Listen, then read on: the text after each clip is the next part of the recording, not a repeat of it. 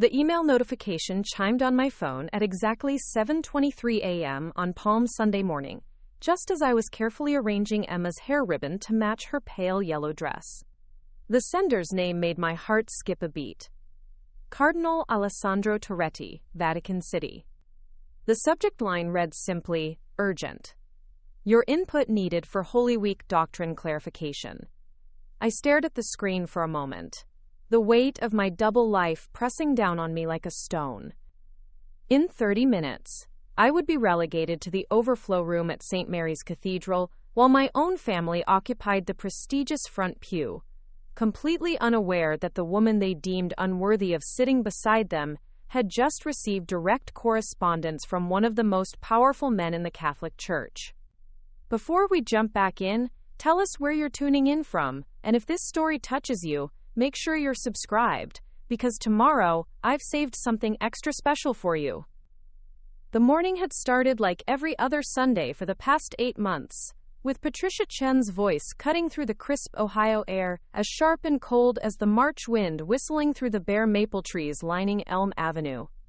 I could hear her from 3 houses down, her tone carrying that particular brand of controlled disappointment she had perfected over decades of marriage to my father, Robert. She was directing traffic in the church parking lot again, positioning family members like chess pieces on a board where every move calculated social standing and spiritual superiority. Emma tugged at my sleeve, her small fingers fumbling with the pearl buttons on her cardigan. Mommy, why can't we sit with Grandma and Grandpa today? Ryan keeps asking, and I don't know what to say. Her 8-year-old voice held that particular quality of confusion that came from trying to understand adult cruelty through the lens of childhood innocence. I knelt down to her level, smoothing the wrinkles from her dress while searching for words that would protect her heart without filling it with lies. Sometimes grown-ups have different ideas about things, sweetheart, I said carefully, watching her process this non-answer with the solemn consideration she gave to everything important. But we're going to have a perfectly lovely service together, just our family. Mark appeared in the doorway behind us, adjusting his tie with the methodical precision of a man who had learned to armor himself against disappointment. His eyes met mine over Emma's head, and I saw my own mixture of resignation and quiet fury reflected back at me.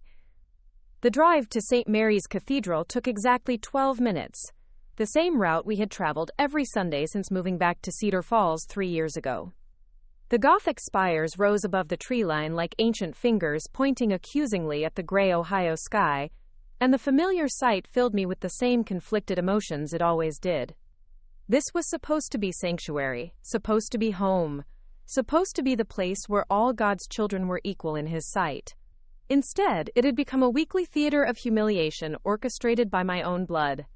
We pulled into the parking lot just as the first bells began their call to worship, their bronze voices echoing across the rolling hills that surrounded our small city. I could see the Chen family convoy already assembled near the front entrance, a carefully coordinated display of success and belonging. My father's silver Mercedes gleamed in the morning sun, flanked by Jessica's pristine white SUV and David's black BMW. 3 generations of achievement, 3 decades of careful social climbing, 3 families who belonged without question in the mahogany pews that faced the altar. Patricia spotted us immediately, her radar for family infractions operating with military precision.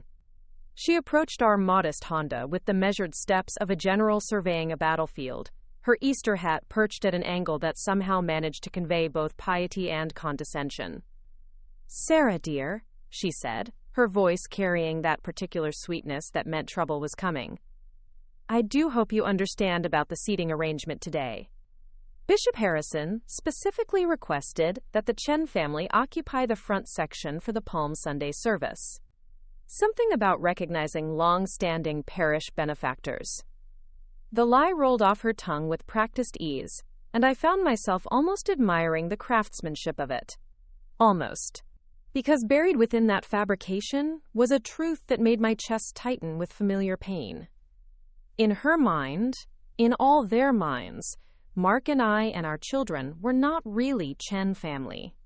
We were appendages, distant relations to be acknowledged when convenient and dismissed when space became precious. "Of course, Mother," I replied, the words tasting like ash in my mouth.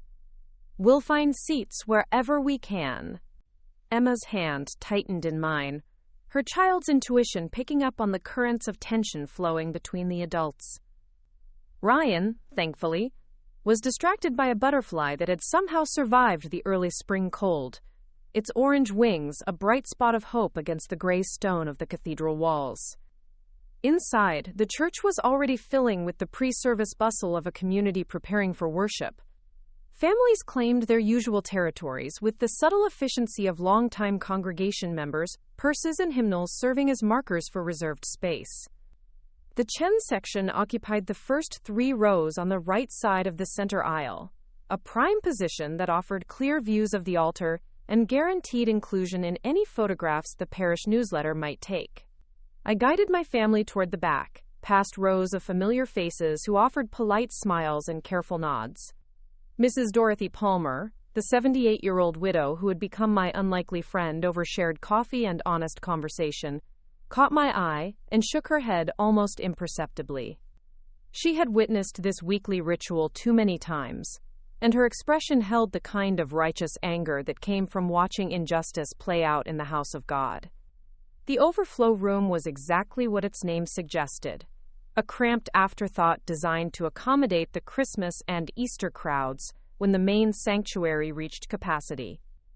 Folding chairs arranged in uneven rows faced a small television screen that would broadcast the service from the main altar. The audio system crackled with static, and the lighting consisted of harsh fluorescent bulbs that turned everyone's skin a sickly yellow-green. This was where the latecomers sat, where the visiting relatives were shuffled, where those deemed less important could worship without cluttering the sacred spaces reserved for the worthy. Mark helped Emma into a chair that was too big for her small frame, while Ryan immediately began exploring the room with the fearless curiosity of a 6-year-old boy. I took my place beside them, arranging my purse and Bible with movements that felt mechanical, disconnected from the emotions churning in my chest. Through the doorway, I could glimpse the main sanctuary beginning to fill, could see the backs of heads I knew belonged to my family. The irony was almost too perfect to bear. Here I sat, banished to the ecclesiastical equivalent of the children's table, while in my purse, my phone held 3 different email chains with Vatican officials seeking my input on matters of doctrine and modern pastoral care.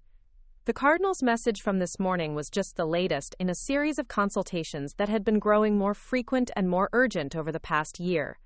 My expertise in family ministry and contemporary Catholic theology had somehow reached the attention of people who mattered in Rome, though I had never quite understood how. Perhaps it was my doctoral dissertation on the intersection of traditional doctrine and modern family structures. Perhaps it was the series of papers I had published in obscure theological journals.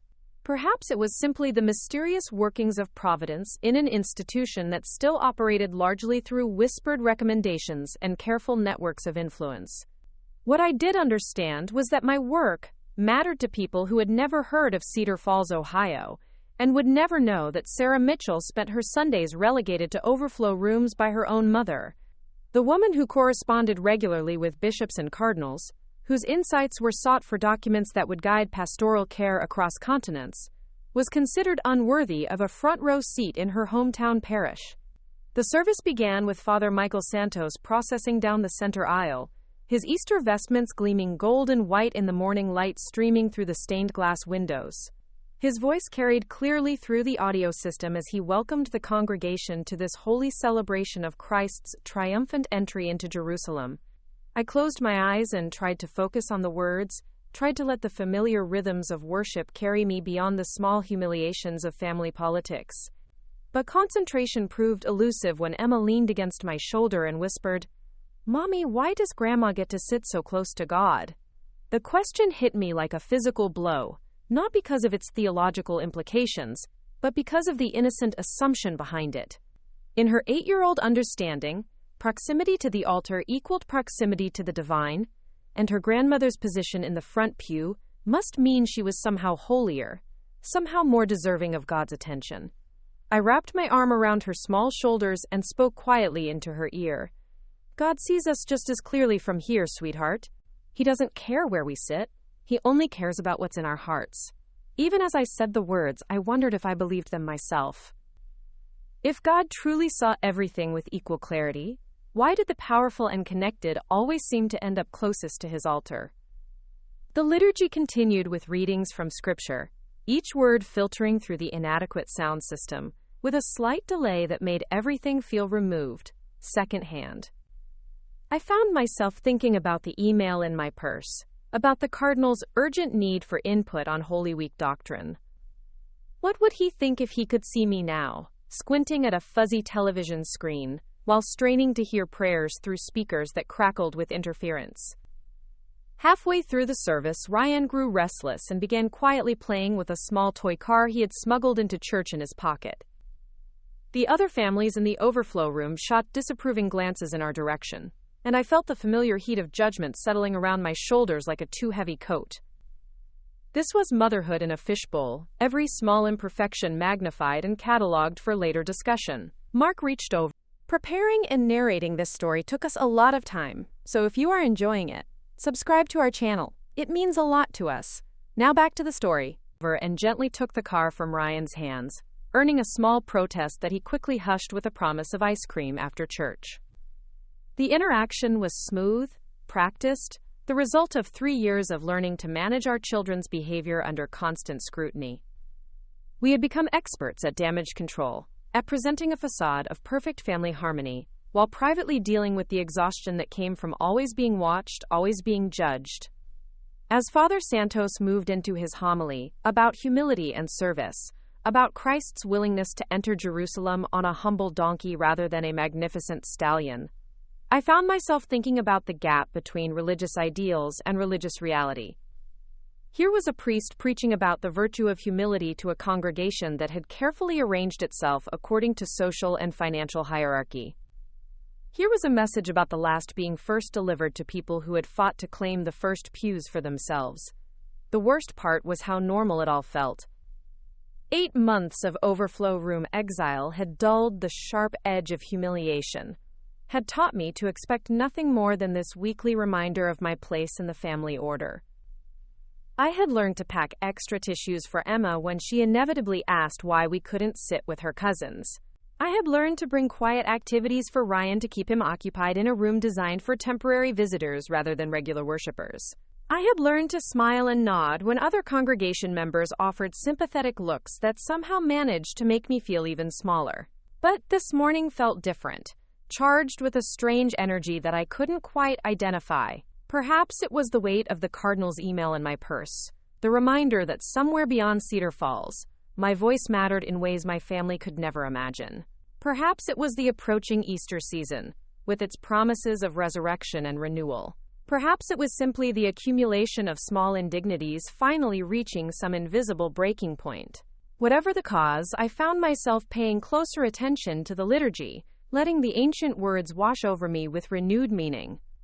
When the congregation recited the Nicene Creed, I spoke each phrase with deliberate intention, claiming my faith independent of where I was forced to sit. When we shared the sign of peace, I turned to the strangers around me with genuine warmth, building community in this forgotten corner of God's house. As the service moved toward its conclusion, I noticed a commotion near the main entrance to the sanctuary.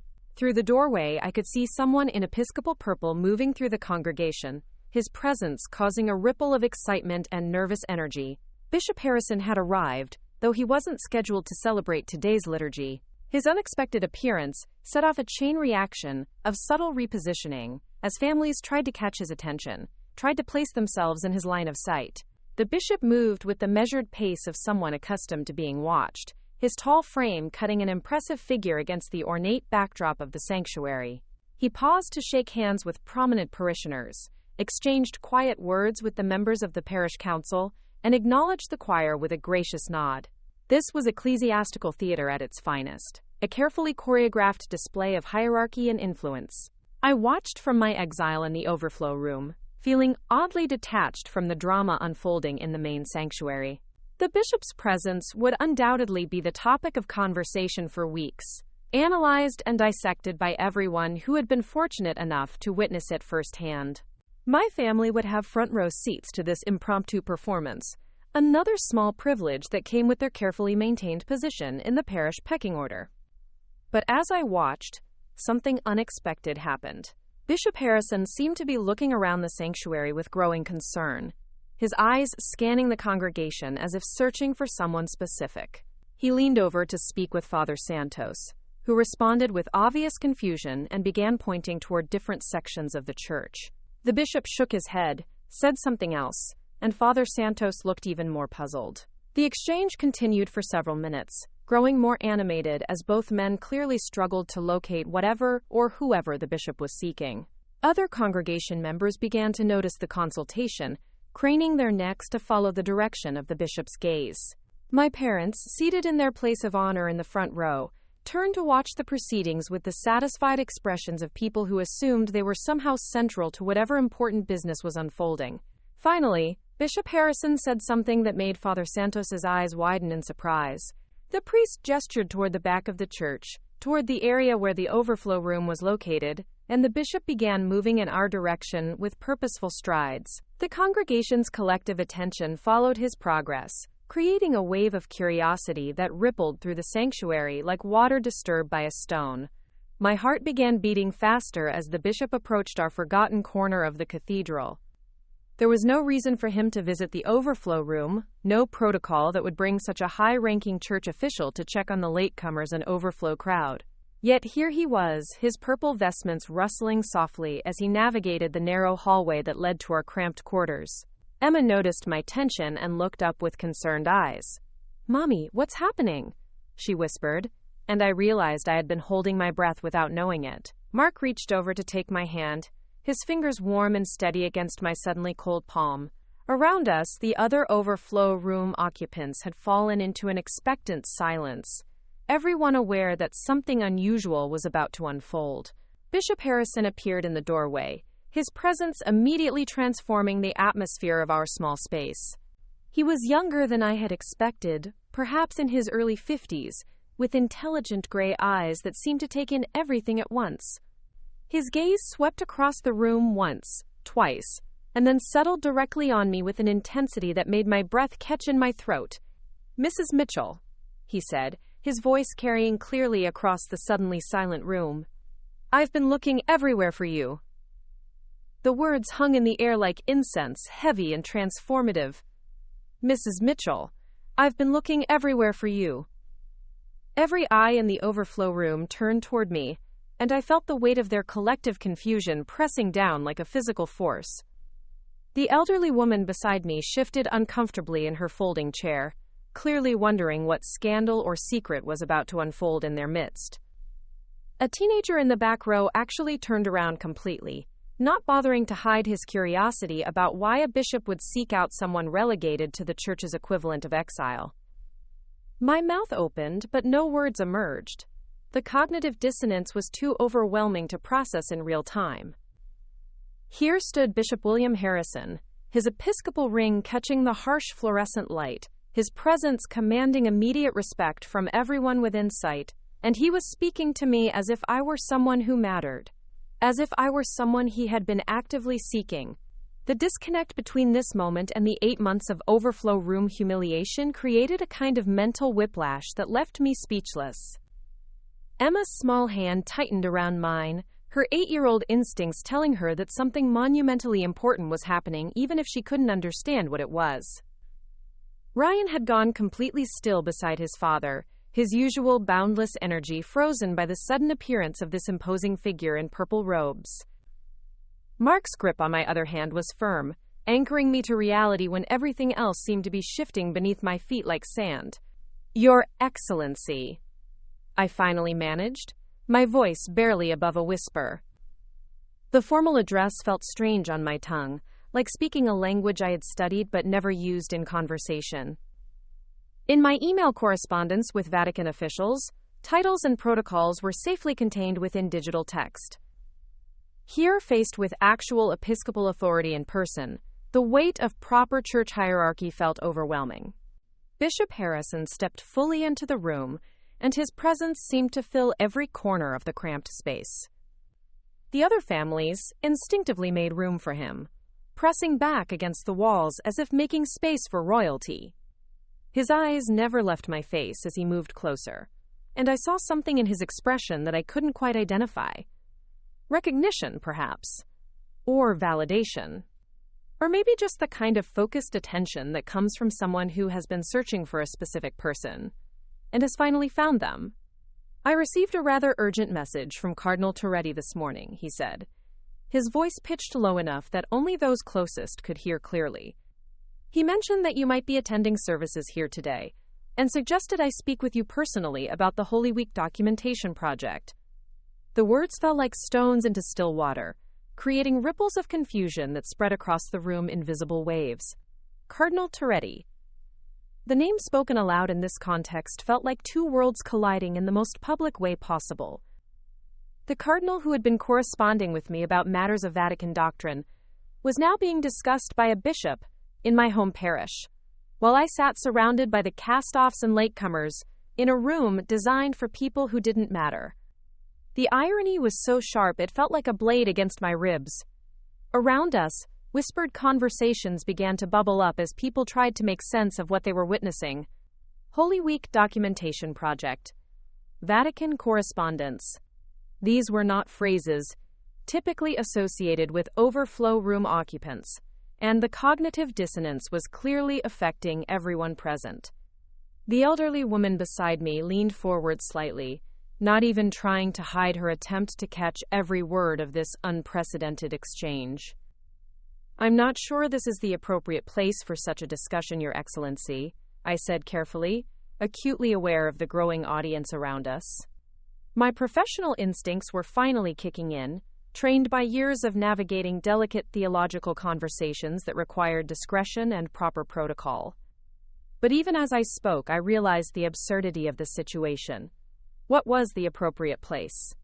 The main sanctuary where my family sat, unaware that the woman they had exiled was being sought by church hierarchy for her expertise?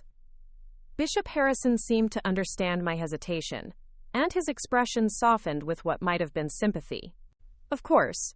Perhaps we could speak privately after the service concludes. I believe Father Santos has a small office we could use."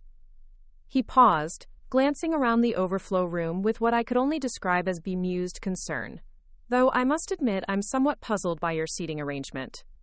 When Cardinal Toretti described you as one of our most valued theological consultants, I rather expected to find you in a more prominent position." The words hit the room like a thunderclap. Most valued theological consultants. The phrase echoed off the concrete walls and fluorescent lights, transforming the very air around us.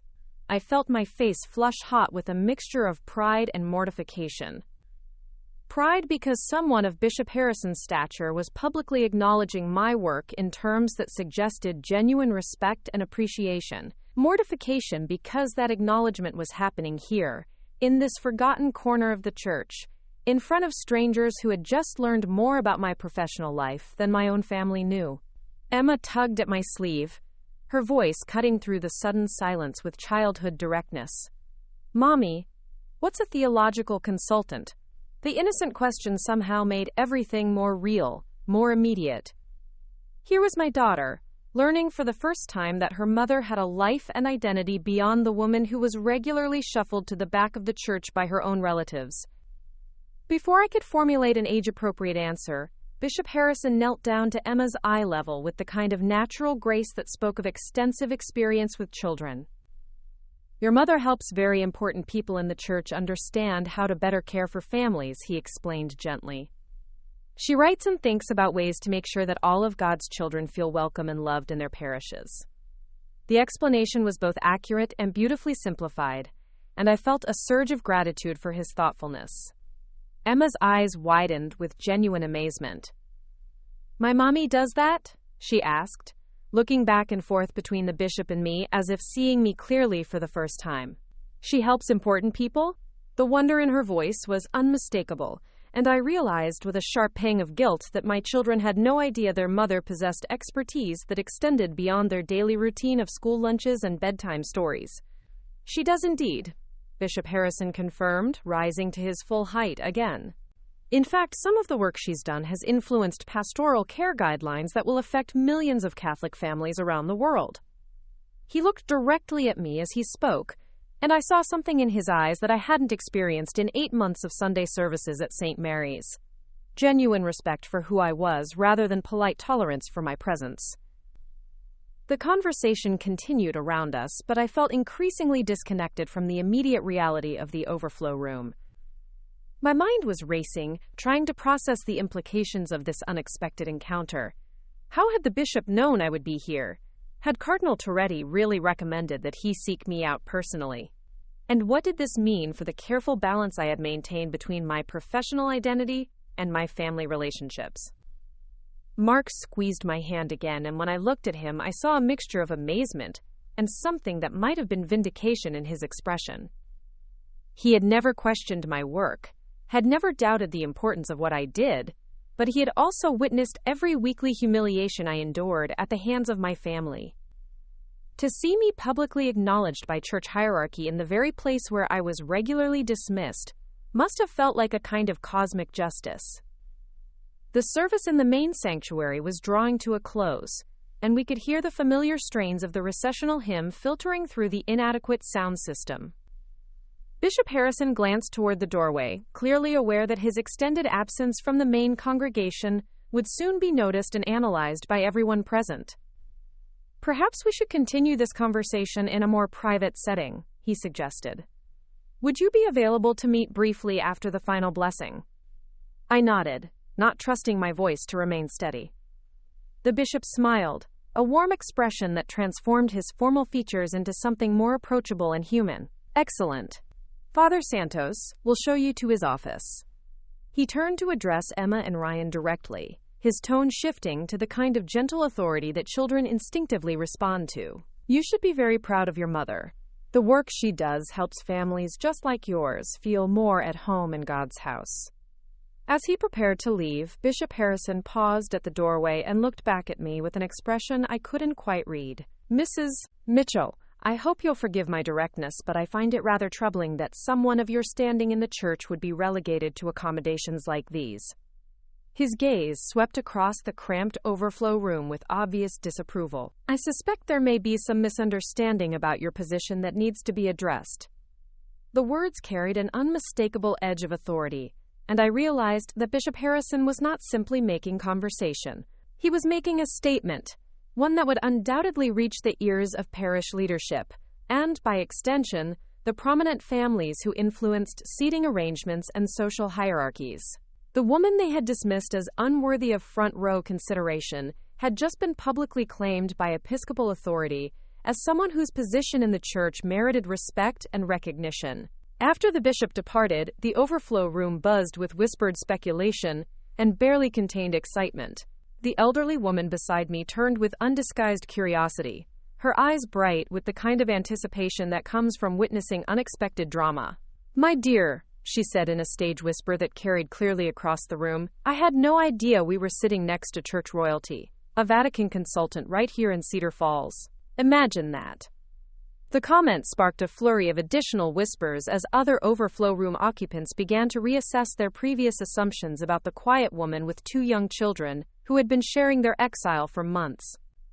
I felt simultaneously grateful for their newfound respect and uncomfortable with the sudden attention. This was exactly the kind of public recognition I had been careful to avoid, precisely because I knew it would complicate my already delicate family relationships. Emma was practically vibrating with excitement beside me, her small body unable to contain her amazement at this unexpected revelation about her mother's secret life. "Mommy, are you really important to the church?" she whispered urgently. "Are you like a princess but for God?" The comparison was so innocent and earnest that I had to bite back a laugh, despite the gravity of the situation. "Not exactly a princess, sweetheart," I said softly. "But yes, I do important work for the church. Work that helps families like ours." Even as I spoke the words, I was still processing the reality of what had just happened. 8 months of careful compartmentalization had just been shattered in the space of a 10-minute conversation. There would be no returning to the anonymous obscurity I had maintained since moving back to Cedar Falls. Ryan, who had been unusually quiet throughout the entire exchange, suddenly piped up with 6-year-old logic. "If Mommy is important to the church, why don't we get to sit in the good seats?" The question hung in the air like a challenge, and I saw several adults exchange meaningful glances. Children have a way of cutting straight to the heart of adult hypocrisy, and Ryan had just articulated what everyone in the room was probably thinking. Mark cleared his throat softly, and I could see him struggling to find an appropriate response that wouldn't either embarrass our family or expose the painful dynamics that had led to our overflow room exile. "Sometimes adults make decisions that don't make a lot of sense," he said finally. "But what matters is that we're here together, worshiping as a family." It was a diplomatic non-answer that satisfied no one but avoided opening conversations we weren't prepared to have in public. The final blessing concluded in the main sanctuary, and we could hear the rustle of movement as the congregation began to file out. Soon, the post-service social period would begin in the fellowship hall, that carefully choreographed hour of coffee and small talk where parish hierarchies were reinforced through subtle interactions and strategic conversations. Normally, Mark and I would collect our children and slip out quietly, avoiding the social minefield that awaited families who didn't fit neatly into established patterns. But today would be different. Today, I had been summoned for a private meeting with the bishop, a conversation that would undoubtedly be noticed and analyzed by everyone who witnessed it. The woman who had been invisible for 8 months was about to become the center of parish attention, in ways that felt both validating and terrifying. As we gathered our belongings and prepared to leave the overflow room, I caught sight of my reflection in the small mirror mounted beside the doorway. The woman looking back at me was the same person who had entered this space an hour ago, but something fundamental had shifted. The weight of constant diminishment that I had carried for months felt lighter somehow, replaced by a strange mixture of anticipation and dread. Father Santos appeared in the doorway, his expression mixing curiosity with barely concealed excitement. "Mrs. Mitchell? Bishop Harrison is waiting in my office whenever you're ready." His tone was respectful in a way that it had never been before, and I realized that my stock in the parish had just risen dramatically in the space of a single conversation. I looked at Mark, who nodded encouragingly. "Take all the time you need," he said quietly. "The kids and I will wait in the fellowship hall." He paused, then added with a small smile that held 8 months of accumulated frustration. "Try to enjoy this moment. You've earned it." As I followed Father Santos through the corridors of St. Mary's Cathedral toward his office, I passed several familiar faces from the main congregation. Patricia and Robert were holding court near the sanctuary entrance, regaling other prominent families with some story that had them all laughing appreciatively. Jessica and David stood nearby, their children running in circles around the adults with the sugar-fueled energy that comes from post-service donuts and juice. None of them noticed me walking past, which was nothing new, but for the first time in months, their obliviousness didn't sting. Instead, it felt like a kind of freedom. They could continue their social performances and status competitions without my participation. I had somewhere more important to be. Father Santos knocked softly on his office door before pushing it open to reveal Bishop Harrison seated behind the small desk, reading through what appeared to be printed emails. He looked up as we entered, and his face brightened with genuine warmth. "Mrs. Mitchell, please have a seat." "Father Santos, thank you for the use of your office." The priest lingered for a moment, clearly hoping to be included in whatever conversation was about to unfold, but Bishop Harrison's polite dismissal was unmistakable. "We'll only need a few minutes of privacy." Father Santos nodded and retreated, closing the door behind him with obvious reluctance. Alone with the bishop, I felt the full weight of the moment settling around us like a heavy curtain. This was not the casual encounter in the overflow room, witnessed by strangers who would spread gossip through the parish grapevine. This was an official meeting between a Vatican consultant and a diocesan bishop, the kind of conversation that carried real implications for both our professional relationships and the future of my carefully constructed double life. Bishop Harrison gestured toward the chair across from his desk, and I sat carefully, arranging my skirt and purse with movements that felt formal and awkward. The office was small and cluttered, filled with the accumulated detritus of pastoral care. Family photos, thank you cards from parishioners, stacks of theological journals, and a coffee mug that proclaimed "World's Best Priest" in cheerful blue letters.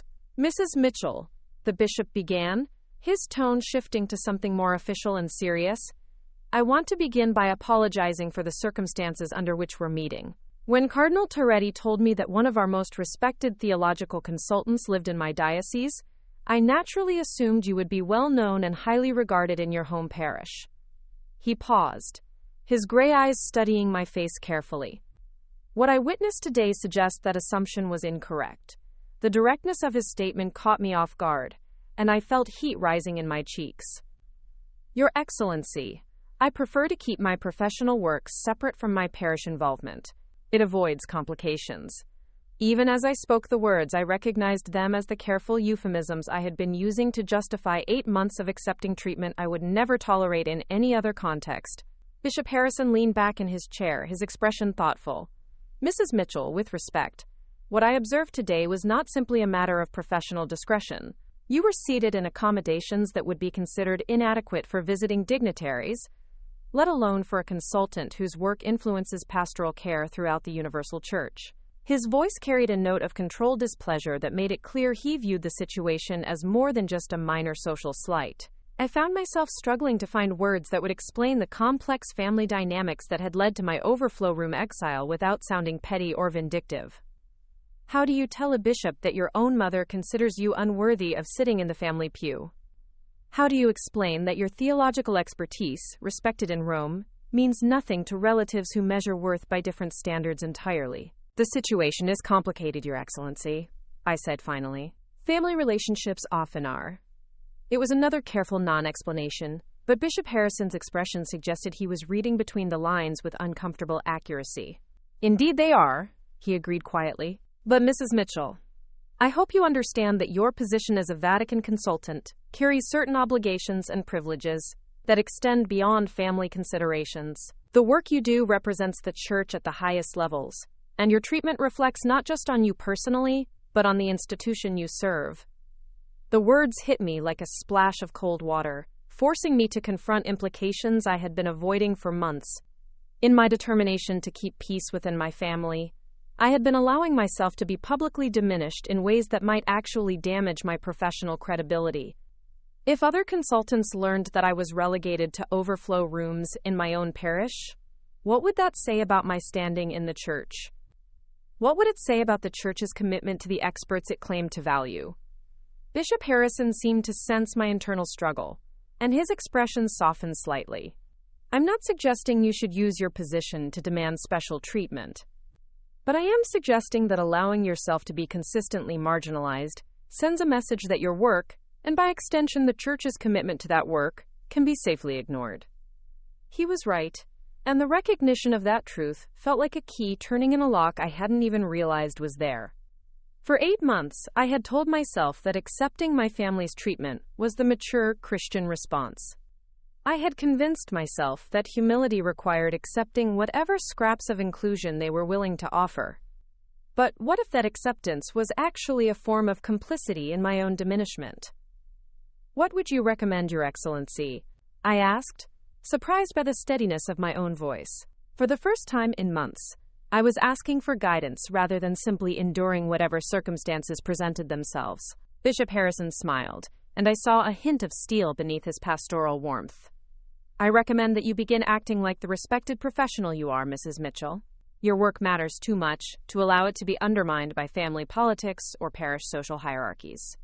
He paused, then added with unmistakable authority, "And I recommend that your parish leadership be made aware of your actual standing in the Church. Ignorance may excuse past oversights, but it cannot excuse future ones." The drive home from St. Mary's Cathedral felt different this time, charged with an energy that seemed to pulse through the very air inside our modest Honda. Mark navigated the familiar streets of Cedar Falls with one hand while the other rested on my knee, a gesture of solidarity that had become second nature after years of weathering family storms together. In the back seat, Emma and Ryan chattered excitedly about their encounter with the bishop, their voices creating a soundtrack of innocent wonder that somehow made everything feel more real. "Mommy, will you tell us more about your important work?" Emma asked, her 8-year-old curiosity finally unleashed after months of accepting adult evasions about why we couldn't sit with the rest of the family. "The bishop said you help millions of people. That's like more people than live in our whole town." Her mathematical assessment was both accurate and endearing, and I found myself smiling despite the complexity of emotions churning in my chest. Ryan, not to be outdone by his sister's engagement with serious topics, piped up with his own question. Do you get to talk to the Pope? The hopeful eagerness in his voice suggested he was already imagining playground bragging rights about his mother's papal connections. The innocence of the question struck me as both heartbreaking and liberating. My children had been living with a version of their mother that was diminished, marginalized, perpetually seeking approval from people who seemed determined to withhold it. Not directly to the Pope, I said carefully, turning in my seat to face them both. But I do work with people who work with people who work with the Pope. It's like a very long chain of helpers, all trying to make sure that families like ours feel welcome and loved in the Church. The explanation felt inadequate, but how do you explain Vatican bureaucracy to children who still believe in the straightforward justice of fairy tales? Mark caught my eye in the rearview mirror, and I saw something there that I hadn't seen in months. Pride. Not the careful, protective pride of a husband shielding his wife from family cruelty, but the genuine admiration of someone who had just witnessed his partner being publicly recognized for her actual worth. Your mom is pretty amazing, he said simply, his voice carrying the kind of quiet conviction that meant more than any grand declaration. As we pulled into our driveway on Maple Street, I felt the familiar sense of coming home that our modest house had always provided. The white picket fence that Mark had installed himself, the flower boxes that Emma helped me plant each spring, the basketball hoop where Ryan practiced his still-developing coordination. All of it looked exactly the same as when we had left for church this morning. But something fundamental had shifted in the space between departure and return. Inside, the house felt different too, as if the walls themselves had absorbed the morning's revelations and were reflecting them back in subtly altered light. The home office where I conducted my Vatican correspondence no longer felt like a secret hideaway, but like the legitimate workspace of a recognized professional. The dining room table where we ate breakfast every morning suddenly seemed less like a consolation prize and more like the gathering place for a family that had its own worth, independent of external validation. While Mark helped the children out of their church clothes, I retreated to my office and opened the email from Cardinal Toretti that had started this extraordinary day. Rereading it with the clarity that comes from having your professional identity publicly acknowledged, I noticed details I had missed in my morning rush. The urgency in his tone, the deference in his phrasing, the assumption that my input was not just valued, but essential to the project's success. The Holy Week documentation project he referenced was more significant than I had initially realized. The Catholic Church was undertaking a comprehensive review of its pastoral care guidelines, particularly as they related to modern family structures and contemporary challenges facing parish communities. My specialization in the intersection of traditional doctrine and evolving family dynamics had apparently positioned me as a key contributor to documents that would guide parish priests and bishops worldwide. Sitting in my home office, surrounded by the theological texts and research materials that had been gathering dust while I focused on family diplomacy, I felt something awakening that I hadn't experienced in months. It wasn't just professional pride, though that was certainly part of it. It was a recognition of my own agency, my own capacity to contribute meaningfully to something larger than the small dramas of Cedar Falls parish politics. My phone buzzed with a text message, and I glanced at the screen expecting to see a follow-up from Bishop Harrison, or perhaps a scheduling note from Cardinal Toretti. Instead, I saw my mother's name, and my stomach immediately tightened with the familiar anticipation of criticism or complaint. The message was brief, but loaded with the particular brand of passive aggression that Patricia Chen had perfected over decades of family management. Heard you had quite the conversation with Bishop Harrison today. People are talking. We should discuss this as a family before rumors get out of hand. The subtext was clear. I had somehow embarrassed the family by being publicly recognized, and it was my responsibility to minimize the damage to their carefully constructed social standing. The irony was so sharp it almost made me laugh. Being acknowledged for professional excellence was somehow more shameful than being relegated to church overflow rooms. I stared at the message for a long moment, feeling the familiar pull of old patterns. The dutiful daughter response would be to call immediately, to apologize for any embarrassment my recognition might have caused, to reassure my mother that I would handle the situation with appropriate discretion. 6 months ago, I would have been dialing her number before finishing reading the text. But Bishop Harrison's words echoed in my memory with unexpected clarity. Your position as a Vatican consultant carries certain obligations and privileges that extend beyond family considerations. The work you do represents the church at the highest levels, and your treatment reflects not just on you personally, but on the institution you serve. Instead of calling, I set the phone aside and pulled out my laptop. If I was going to embrace my professional identity fully, I needed to respond to Cardinal Toretti's morning email with the attention and expertise it deserved. The Holy Week documentation project required careful theological analysis, not the distracted attention of someone worried about managing family reactions to her success. For the next hour, I immersed myself in the kind of deep, focused work that had originally attracted Vatican attention to my scholarship. The questions Cardinal Toretti had raised about pastoral care in contemporary family contexts were complex and nuanced, requiring careful balance between doctrinal fidelity and practical application. This was the work that energized me, that made me feel most fully myself and most connected to my calling as a theologian. Mark appeared in the doorway carrying a cup of coffee, steam curling from the surface in patterns that caught the afternoon light streaming through the office windows. "Thought you might need this," he said quietly, setting it down on the desk beside my laptop. "The kids are watching a movie in the living room if you need more time to work." His understanding was seamless, intuitive, the kind of support that comes from years of partnership with someone who truly sees you. "Thank you," I said, looking up from my research to meet his eyes. "Mark, I think I've been hiding from myself as much as from everyone else. This work, this recognition, it's not something I need to apologize for or downplay." The words felt strange coming out of my mouth, like speaking a language I had learned but never practiced in conversation. He sat down in the chair across from my desk, the same chair where he had witnessed countless evening conversations about family tensions and parish politics. "I've been waiting for you to remember who you are," he said simply. "Not who they want you to be, but who you actually are. The woman who corresponds with cardinals and influences church policy.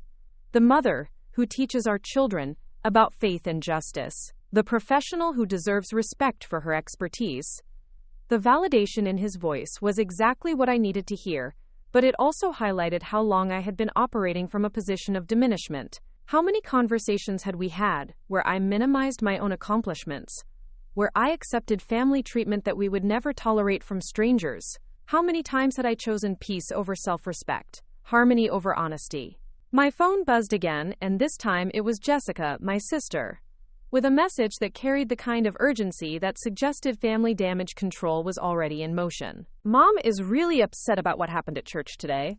She says you're trying to make the family look bad by showing off your church connections. Can you please call her and smooth things over? David thinks you should apologize for creating a scene." The message was so perfectly predictable that I almost laughed. Of course, my professional recognition was being reframed as showing off.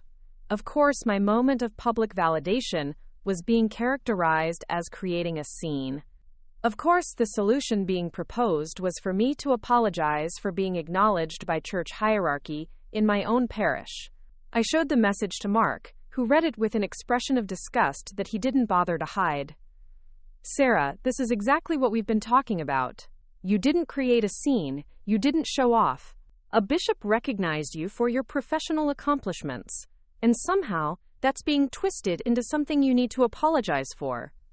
His voice carried 8 months of accumulated frustration, and I realized that my acceptance of family treatment had been as hard on him as it had been on me. "I know," I said, and for the first time, I truly did know.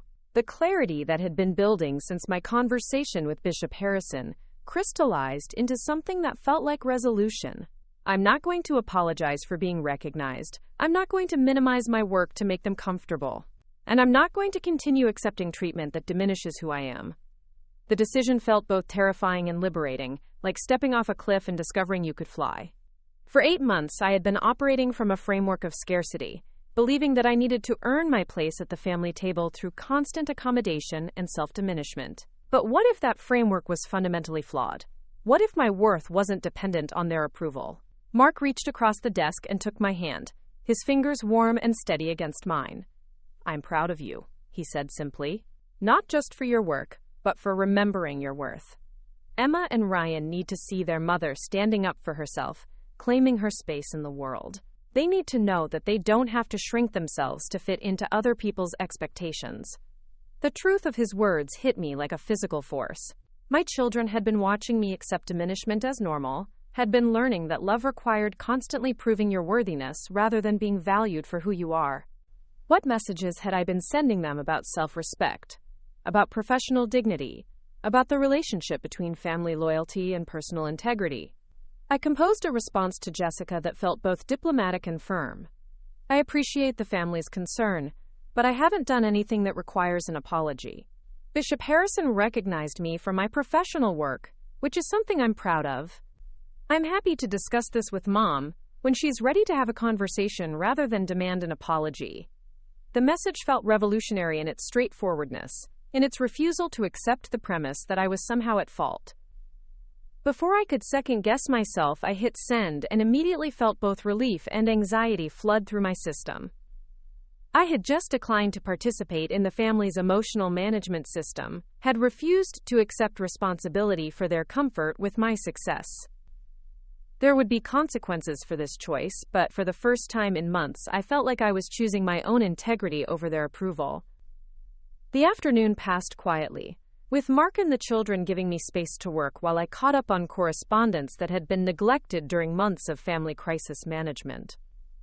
Each email I answered, each theological question I addressed, each professional connection I maintained, felt like a small act of reclaiming my identity.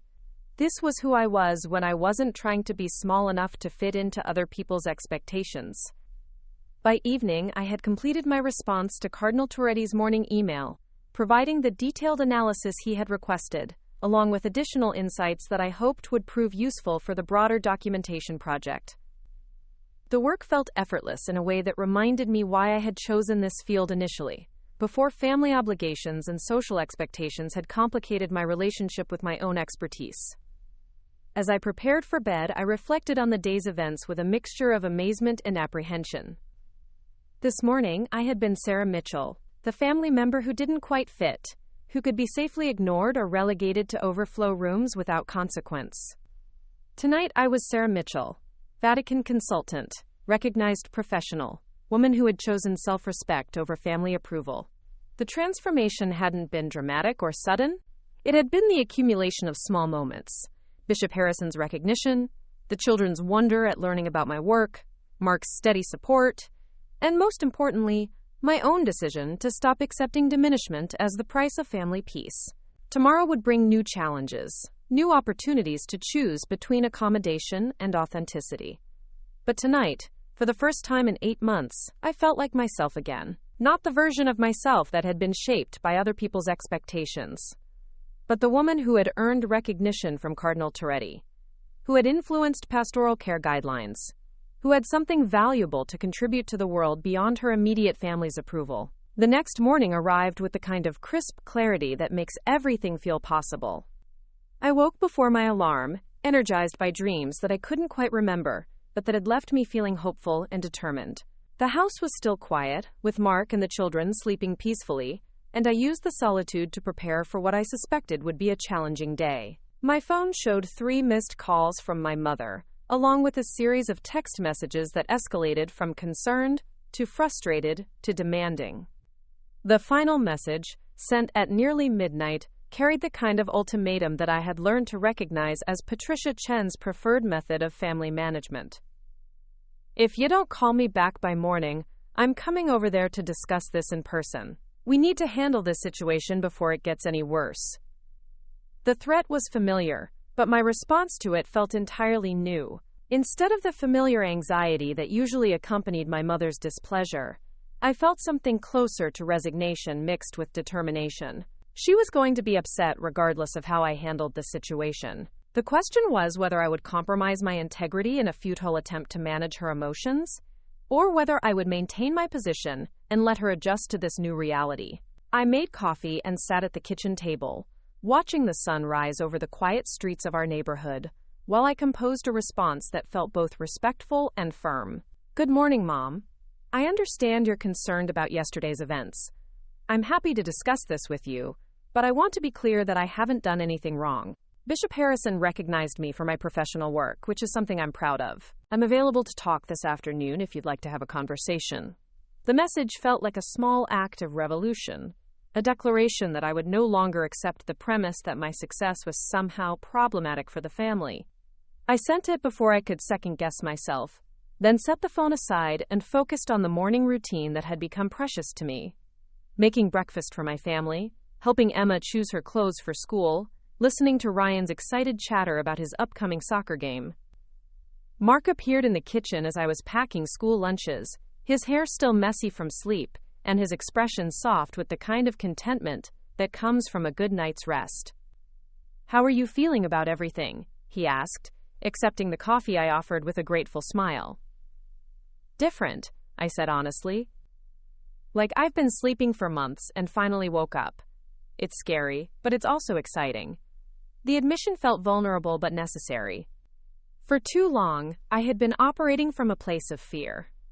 Fear of family disapproval, fear of social rejection, fear of claiming too much space in the world. "I'm proud of you," he said simply, and I realized that his pride meant more to me than any amount of family approval ever could. This was the man who had chosen to build a life with me, who had supported my career even when it meant irregular hours and complex travel schedules, who had witnessed my professional accomplishments and never once suggested that I should diminish myself for other people's comfort. The morning proceeded with the familiar rhythm of school preparations and work planning, but everything felt infused with new energy. Emma hugged me goodbye with extra enthusiasm, whispering that she was proud to have a mom who helped important people. Ryan announced to his backpack that his mother worked for the Vatican, which wasn't exactly accurate but captured the spirit of his excitement. After the children left for school, I settled into my home office with a sense of purpose that I hadn't felt in months. The work waiting for me was important, meaningful, connected to something larger than the small dramas of family politics. This was who I was when I wasn't trying to be someone else, when I wasn't apologizing for taking up space in the world. The phone rang at exactly 10 o'clock, and I knew without looking that it would be my mother. Patricia Chen's sense of timing was impeccable, calibrated to catch people when they were most likely to be available and least likely to have prepared defenses. I let it ring 3 times before answering, using the brief delay to center myself and remember that I was no longer operating from a position of automatic compliance. "Hello, Mom," I said, my voice steady and calm. "Sarah, we need to talk." Her tone carried the kind of authority that had been effective in managing family dynamics for decades, but it felt different now.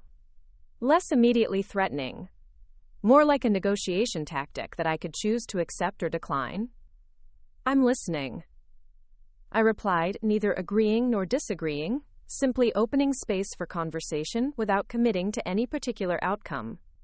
"What happened yesterday was embarrassing for the entire family. People are talking about how you were meeting privately with Bishop Harrison, about how you supposedly have some important position in the church. It makes it look like we've been treating you poorly, and that reflects badly on all of us." The complaint was vintage Patricia Chen, the focus on appearance rather than substance, the assumption that my recognition was somehow problematic for the family's reputation. "Mom, I do have an important position in the church. I've been working as a Vatican consultant for over 2 years. Bishop Harrison recognized me for my professional accomplishments, which is something I'm proud of." The words felt strange coming out of my mouth, like speaking a language I had learned but never used in family conversations. There was a long pause on the other end of the line, and I could almost hear my mother recalibrating her approach. "Why didn't you tell us about this work? Why have you been keeping it secret?" The question carried a note of hurt that I recognized as genuine, mixed with the frustration of someone who had been operating with incomplete information. "I didn't keep it secret," I said carefully. "I mentioned it several times, but it didn't seem to interest anyone. And honestly, after months of being treated like I didn't belong in the family pew, I wasn't eager to discuss my professional life with people who seemed to think I was somehow less worthy of respect." The words came out more directly than I had intended, but they felt true and necessary. Another pause, longer this time. When my mother spoke again, her voice carried a different quality, less certain and more searching. "Is that really how you feel? That we don't respect you?" The question hung in the air between us like a bridge that could either collapse or support the weight of honest conversation. I had a choice to make. I could retreat into diplomatic evasion, or I could risk the discomfort of truth-telling. For the first time in months, I chose truth. Mom, I've been sitting in the church overflow room for 8 months. Every Sunday, I watch my own family occupy the front pews while I'm relegated to folding chairs and bad audio systems. When Bishop Harrison said he was looking for me, people were shocked because they couldn't believe someone important would be found in such an insignificant place. How do you think that makes me feel? The silence stretched between us like a chasm, and I could hear my mother's breathing change on the other end of the line. When she finally spoke, her voice carried a tremor I had never heard before, a crack in the armor of certainty that had defined Patricia Chen for as long as I had known her. Sarah, I never meant for you to feel unwelcome. The seating arrangements were just practical. We thought you preferred sitting in the back with the children. The explanation was so transparently false that we both knew it, but hearing her attempt to rewrite history in real time helped me understand something crucial about our family dynamics. This wasn't malicious intent disguised as practicality. This was a woman who had become so invested in maintaining her social position that she had genuinely convinced herself that relegating her own daughter to overflow rooms was somehow a kindness. Mom, the overflow room isn't the back. It's a separate space with folding chairs and a television screen. It's where they put people when there's no room for them in the actual church, and I didn't prefer it. I accepted it because you made it clear that my family wasn't welcome in the Chen section. The words came out steady and clear, without the emotional charge I had expected. This wasn't anger anymore. This was simply the truth, spoken without apology or accommodation. I heard her take a shaky breath, and when she spoke again, her voice was smaller, more vulnerable than I had heard it in decades. I didn't know about your work with the Vatican. I didn't know you were so important to the church. If I had known. She trailed off, and I realized that she was confronting the possibility that her social calculations had been fundamentally flawed. Would it have mattered? I asked gently. If you had known about my professional work, would that have changed how you treated me? Because what I'm hearing is that my worth to you is contingent on external validation rather than being your daughter. The question was harder than I had intended, but it felt necessary. We were finally having the conversation that had been building for 8 months. The pause that followed was so long, I wondered if she had hung up. Finally, she spoke, and her voice was thick with something that might have been tears. I don't know. I honestly don't know, and that scares me. I've been so focused on what other people think, on maintaining our position in the community, that I may have forgotten what actually matters. The admission was raw and unguarded, so unlike my mother's usual calculated responses, that I felt my own defensive walls beginning to lower. What matters to me, I said carefully, is being treated with basic respect by my own family. Not because of my professional accomplishments, but because I'm your daughter. Because Mark is your son-in-law. Because Emma and Ryan are your grandchildren. We shouldn't have to earn our place at the family table through achievement or status. The words felt like a declaration of independence, a statement of what I needed from our relationship moving forward. You're right, she said simply, and the admission hung between us like a fragile bridge. I've been wrong. I've been so wrong, and I don't know how to fix it. The vulnerability in her voice was completely unfamiliar, and I realized that this conversation was as transformative for her as it had been for me. We start by acknowledging what happened, I said.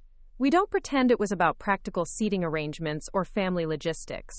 We acknowledge that I was excluded, that it was hurtful, and that it needs to change. The framework felt clinical, almost therapeutic, but sometimes healing requires structure before it can support genuine emotion. Yes, she agreed, and I could hear her pulling herself together, trying to regain some measure of composure. Sarah, I want to make this right. I want to fix our relationship, and I want to do better by you and your family. But I need you to help me understand how. The request was so uncharacteristic that I almost didn't recognize my mother's voice. The conversation continued for another 30 minutes, moving through apologies and explanations, through promises and practical arrangements. We agreed that my family would sit with the Chen section starting the following Sunday, We agreed that my professional work would be acknowledged and respected rather than ignored or minimized. We agreed that Emma and Ryan deserved to know their grandmother was proud of their mother. But more than the specific agreements, what felt revolutionary was the shift in tone. For the first time in our adult relationship, my mother was speaking to me as an equal, rather than as a daughter who needed to be managed or corrected. The change was subtle but profound, and I realized that Bishop Harrison's recognition had catalyzed something that had been building for years. After we hung up, I sat in my office for a long time, processing what had just happened. The conversation felt like a watershed moment, the kind of interaction that divides life into before and after. Before, I had been operating from a position of scarcity, believing that love and respect were finite resources that needed to be carefully rationed. After, I was beginning to understand that healthy relationships required mutual dignity rather than constant accommodation. Mark found me there an hour later, staring out the window at the spring afternoon with an expression he couldn't quite read.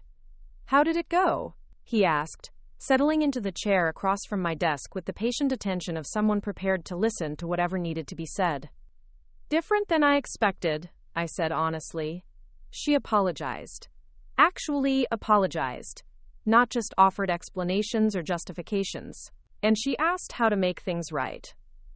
The words felt strange coming out of my mouth, like reporting on someone else's conversation rather than my own experience. "How do you feel about that?" he asked, and I appreciated his careful neutrality. Mark had witnessed 8 months of family dysfunction, had supported me through countless Sunday humiliations, had held me while I cried about being excluded from my own family. He had every right to be skeptical about sudden conversions. Cautiously hopeful, I said after considering the question seriously. I think she was genuinely shocked to realize how her actions had affected me. Whether that shock translates into lasting change remains to be seen. But for the first time in months, I feel like we had an actual conversation rather than a performance. The distinction felt important. The difference between authentic communication and the carefully scripted interactions that had characterized our relationship for so long. The rest of the week passed in a strange suspension between old patterns and new possibilities. I threw myself into the Vatican consultation work with renewed energy, producing analysis and recommendations that felt both professionally rigorous and personally meaningful. The Holy Week documentation project was exactly the kind of challenging, important work that reminded me why I had chosen this field initially. Emma and Ryan seemed to sense that something had shifted in our family dynamics, though they couldn't articulate what exactly had changed. They asked more questions about my work, showed more interest in the emails I received from Rome, and began referring to me as the Vatican lady, with a mixture of pride and amusement that made me smile every time. Friday afternoon brought an unexpected visitor, Mrs. Dorothy Palmer, the elderly widow who had become my unlikely friend during months of Overflow room exile. She appeared at my front door carrying a casserole dish and wearing an expression of barely contained excitement that made her look decades younger. "Sarah dear," she said, bustling into my living room with the familiar efficiency of someone who had been managing church social dynamics for longer than I had been alive. "I hope you don't mind the intrusion, but I simply had to come and tell you how thrilled I am about Sunday's revelations. The entire parish is buzzing about our very own Vatican consultant." Her pleasure was so genuine and uncomplicated that I found myself smiling despite my lingering uncertainty about public attention. "Mrs. Palmer, I appreciate your enthusiasm, but I hope people aren't making too much of this. I'm still the same person I was last Sunday." The disclaimer felt necessary, even though I knew it wasn't entirely true. Recognition had changed something fundamental about how I saw myself and my place in the world. "Oh, my dear," she said, settling into my sofa with the comfortable authority of someone who had been invited into countless homes over the decades. "You're absolutely not the same person. Last Sunday, you were hiding your light under a bushel, accepting treatment that would have been inappropriate for a visiting stranger. This Sunday, you'll be sitting where you belong, acknowledged for who you truly are." Her assessment was both accurate and uncomfortable, forcing me to confront how much of my identity had been shaped by other people's expectations. We talked for nearly an hour about parish politics, about the complex social hierarchies that govern church life, about the difference between humility and self-diminishment. Mrs. Palmer had observed decades of family dynamics at St. Mary's, had watched countless individuals struggle with the tension between personal authenticity and social accommodation. Her perspective was both wise and liberating. "The most important thing," she said as she prepared to leave, "is that your children will see their mother being treated with dignity. They'll learn that they don't have to accept disrespect as the price of belonging. That's a gift that will serve them their entire lives." The observation hit me with unexpected force, highlighting stakes I hadn't fully considered. Sunday morning arrived with the kind of crystalline clarity that makes everything feel significant. I dressed carefully, choosing clothes that felt both professional and appropriate for worship, aware that this service would be different from any I had attended since moving back to Cedar Falls. Emma and Ryan were unusually quiet during breakfast, sensing the importance of the day without fully understanding its implications. "Are we really going to sit with Grandma and Grandpa today?" Emma asked as we prepared to leave for church.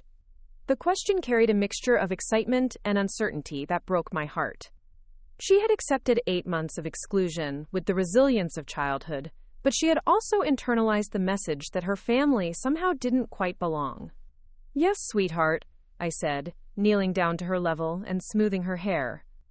"We're going to sit with the whole family just like we should have been doing all along." The words felt like a promise, both to her and to myself, a commitment to maintain the changes we had fought so hard to achieve.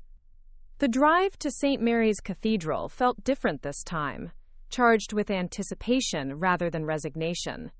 Mark navigated the familiar streets with one hand on the steering wheel and the other clasped around mine, his quiet strength anchoring me to the present moment. In the back seat, Emma and Ryan chattered about their plans for after church, their voices creating a soundtrack of normalcy that helped calm my racing heart. The parking lot was already filling with the pre-service bustle of families preparing for worship, but today I noticed details that had been invisible during months of hurried arrivals and quick exits. The way certain families claimed territory near the main entrance, the subtle hierarchies that governed who spoke to whom, the careful choreography of status and belonging that played out every Sunday in this sacred space. Patricia Chen stood near the cathedral entrance, her posture more tentative than I had ever seen it. She wore her best dress and her most formal hat, but her usual air of absolute certainty had been replaced by something that looked almost like nervousness. When she saw us approaching, she walked toward our car with steps that seemed both determined and uncertain. "Sarah," she said as I emerged from the Honda, and her voice carried a warmth that I hadn't heard in months. "I'm so glad you're here." The greeting was simple but significant, the first time she had welcomed my presence rather than merely tolerating it. "Thank you, Mom," I replied, accepting the brief hug she offered with a mixture of hope and caution. Change was possible, but it would take time to rebuild trust that had been damaged by months of exclusion and dismissal. Emma and Ryan tumbled out of the car with the irrepressible energy of children who had been sitting still for too long, and they ran immediately to their grandmother with the uncomplicated joy that had been missing from our family interactions for too long. Watching Patricia embrace them with genuine affection, I felt a flicker of optimism that perhaps we could find our way back to authentic relationship. Inside the cathedral, the familiar ritual of pre-service preparation felt different when experienced from the Chen family section. The front pews offered clear views of the altar, excellent acoustics, and the kind of proximity to the liturgical action that made worship feel immediate and engaging. This was what I had been missing during 8 months of television screens and folding chairs.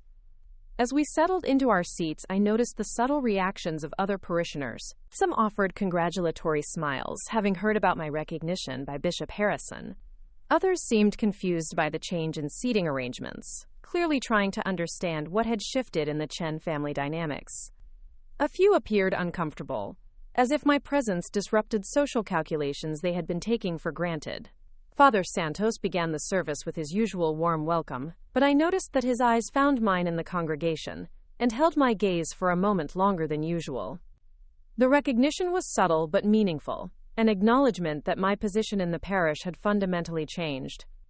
I was no longer the Chen daughter who could be safely ignored, but Sarah Mitchell, Vatican consultant, whose professional standing commanded respect. The liturgy unfolded with the familiar rhythms that had comforted me since childhood, but experiencing it from the front of the church rather than the back felt like participating in a completely different kind of worship. The readings were clearer, the music more immediate, the sense of community more tangible.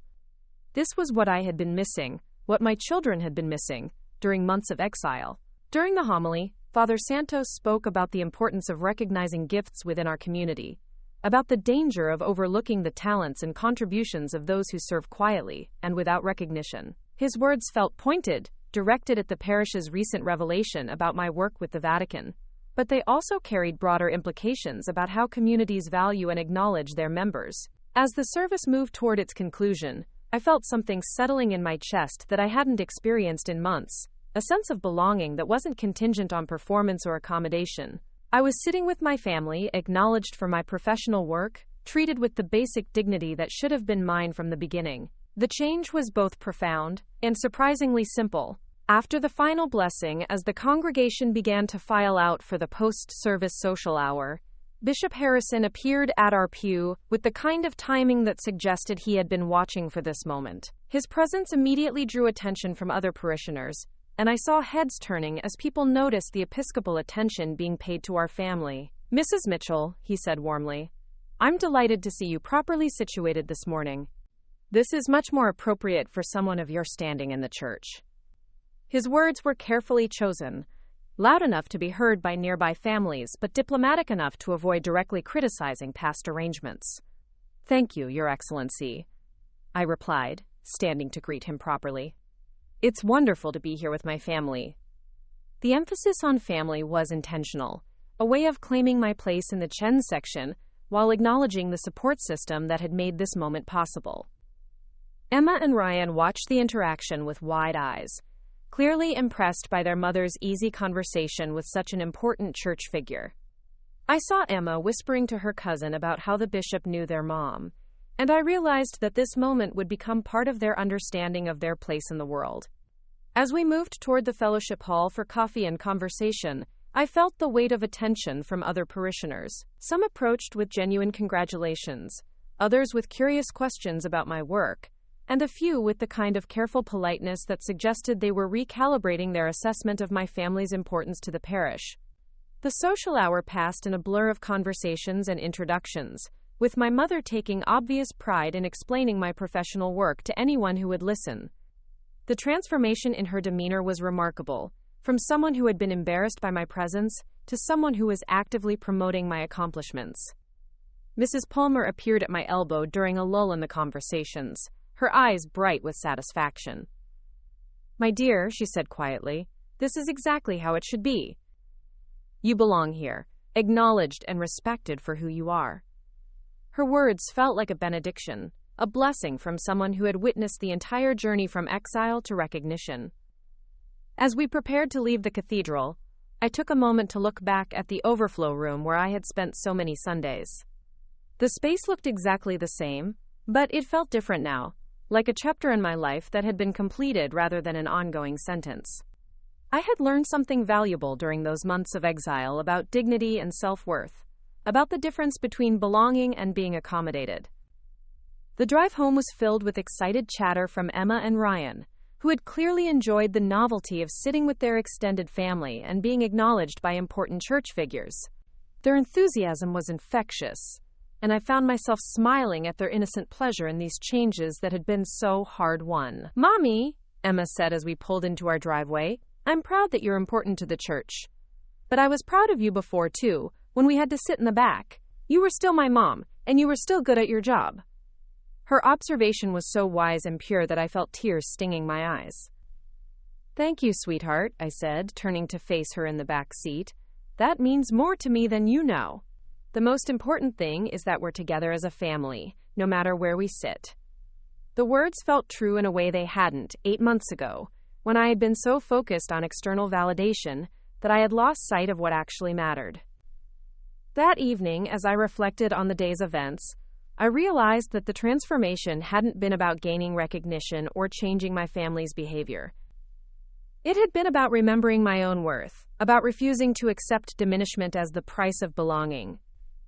The Vatican consultation work had provided the catalyst, but the real change had been internal, a decision to stop shrinking myself to fit into other people's expectations. Mark found me in my office, working on correspondence that felt both routine and revolutionary. How does it feel? He asked, settling into the chair across from my desk with the easy comfort of someone who had witnessed the entire journey. Like coming home, I said honestly. Not to a place, but to myself, to who I actually am when I'm not trying to be someone else. The words felt like a summary of months of struggle and growth, a recognition that authenticity was both harder and more rewarding than accommodation. I'm proud of you, he said simply. Not just for today, but for everything. For standing up for yourself. For remembering your worth. For showing our children what dignity looks like. His words carried the weight of shared experience, of a partnership that had been tested and strengthened by adversity. The next morning brought an email from Cardinal Torretti that felt like a perfect conclusion to the week's events. The Holy Week documentation project had been completed and approved, with special recognition for my contributions to the section on family ministry and pastoral care. The Cardinal's words were generous and specific, acknowledging not just my expertise but my insight into the challenges facing contemporary Catholic families. As I read the email, I thought about the journey from Overflow room to episcopal recognition, from family exile to professional validation. The external changes had been significant, but the internal transformation had been even more profound. I had learned that worth wasn't something to be earned through performance or accommodation, but something to be claimed and protected through self-respect and authentic relationship. The phone rang, and I saw my mother's name on the display. For the first time in months, I answered without anxiety or defensive preparation.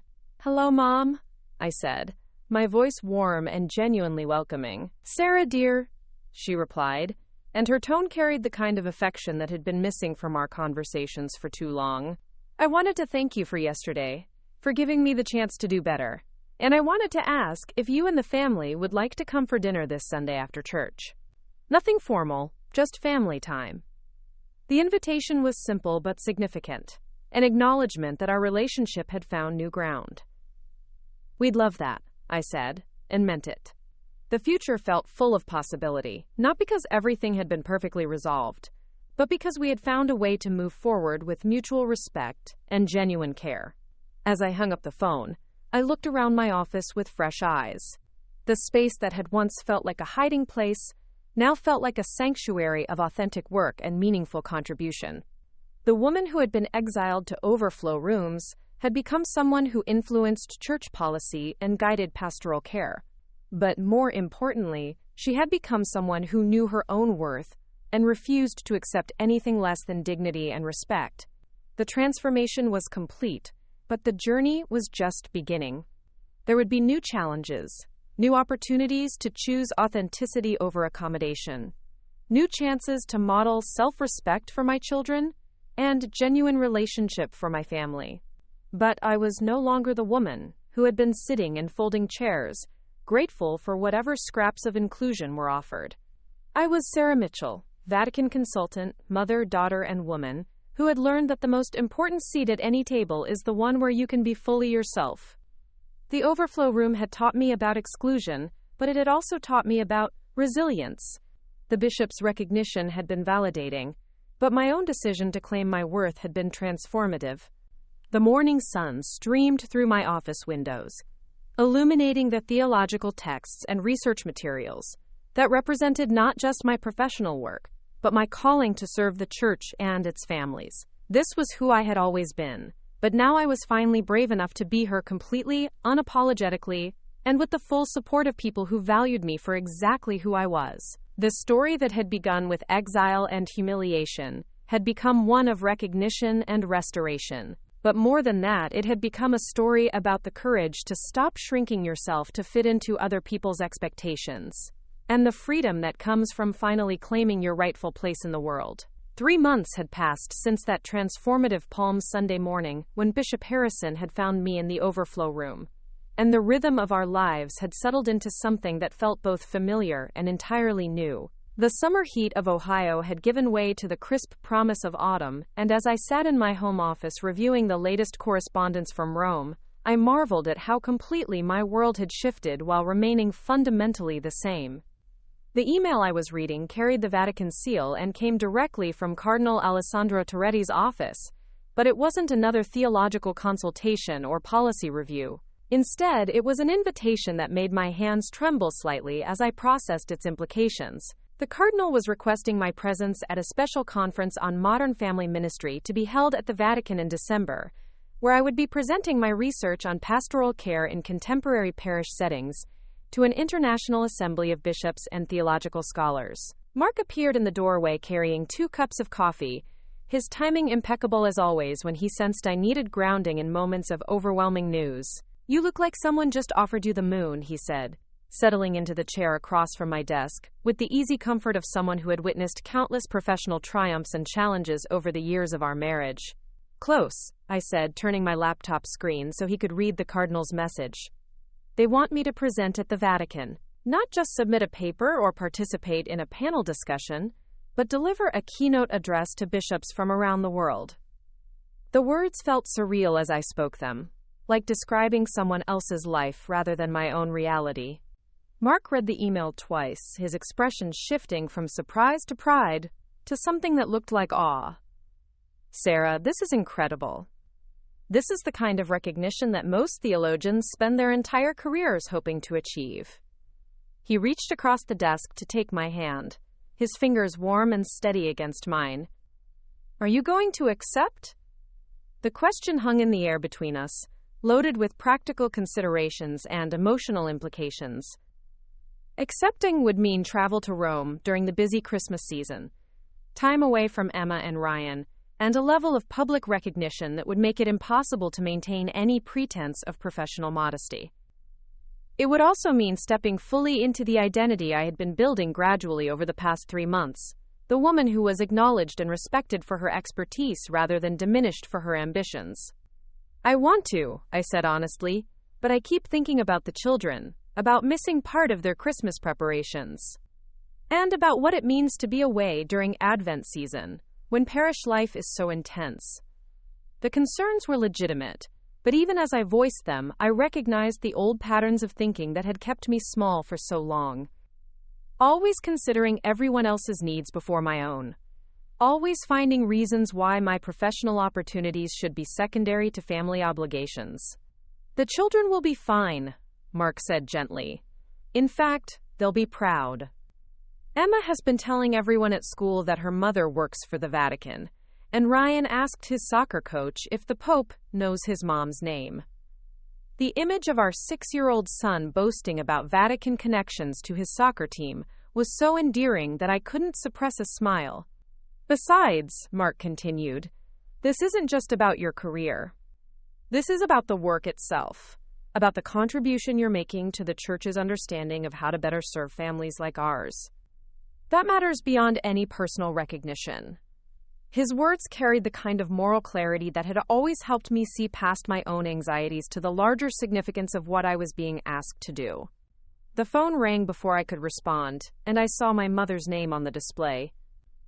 In the 3 months since our watershed conversation about dignity and respect, Patricia Chen had been making genuine efforts to repair our relationship, but I still felt a small flutter of anxiety whenever she called unexpectedly. Old patterns die hard, and the reflexive concern about what she might want or need was still my first response to her contact. "Hello, Mom," I said, accepting the call with the speaker function activated so Mark could hear both sides of the conversation.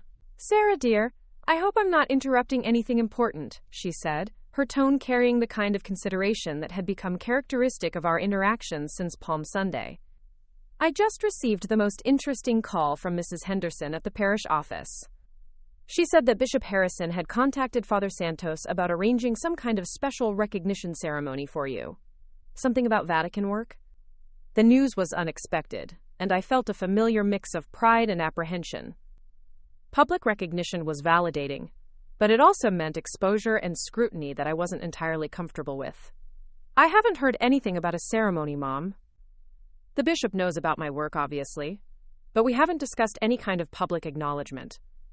"Well, apparently they want to do something during the Thanksgiving service," Patricia continued, her voice carrying unmistakable excitement. "Mrs. Henderson said it would be a way to honor your contributions to the Church and to let the parish know how fortunate we are to have such distinguished expertise in our community." The shift in her language was remarkable, from the woman who had once considered my professional work an embarrassment To someone who took obvious pride in my accomplishments, Mark caught my eye and raised his eyebrows in a silent question about how I was feeling about this development. The truth was complicated. Part of me was thrilled by the prospect of official parish recognition, validation that would publicly acknowledge the work I had been doing quietly for years. But another part of me worried about the implications of such visibility, about becoming known primarily for my professional achievements, rather than simply being accepted as a valued member of the community. "I'll need to speak with Bishop Harrison about the details," I said carefully. "But Mom, I appreciate that you're excited about this. It means a lot to know you're proud of my work." The words felt important to say, an acknowledgement of how far our relationship had come from those painful months of overflow room exile. "Of course I'm proud," she replied, and her voice carried a warmth that still felt new and precious. "I should have been saying that all along. I should have been celebrating your accomplishments instead of worrying about what other people might think." The admission was painful for her to make, I could tell, but it was exactly what I needed to hear. After we ended the call, I sat in my office contemplating the convergence of opportunities and recognition that seemed to be materializing simultaneously. The Vatican invitation, the parish ceremony, the ongoing respect from church hierarchy, all of it felt like validation of choices I had made months ago to stop diminishing myself for other people's comfort. "You know what I think?" Mark said, breaking into my contemplation with the kind of gentle directness that had guided me through countless moments of uncertainty over the years. "I think you've spent so much time being invisible that you're not quite sure how to handle being seen. But being seen is exactly what your work deserves, and it's exactly what Emma and Ryan need to witness." His observation was accurate and challenging. I had become so accustomed to operating in the shadows, to keeping my professional life separate from my family identity, that public recognition felt almost transgressive. But he was right about the children. They needed to see their mother acknowledged and celebrated, needed to understand that expertise and achievement were worthy of respect and admiration. The afternoon brought another surprise in the form of an unexpected visitor. Mrs. Dorothy Palmer appeared at my front door, carrying a small wrapped package and wearing an expression of barely contained delight that made her look decades younger than her 78 years. "Sarah, dear," she said, bustling into my living room with the familiar efficiency of someone who had been managing social dynamics longer than I had been alive.